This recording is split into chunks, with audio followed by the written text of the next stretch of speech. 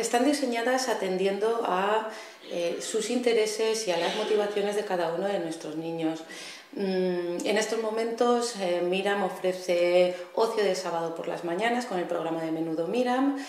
Al final del curso haremos un campamento de respiro de fin de semana y con las escuelas de vacaciones, muy importante también para que las familias puedan conciliar.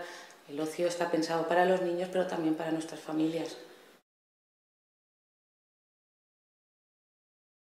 Efectivamente tiene una función terapéutica en tanto y cuando promueve un desarrollo armónico de áreas tan importantes como la mental, la emocional o la social.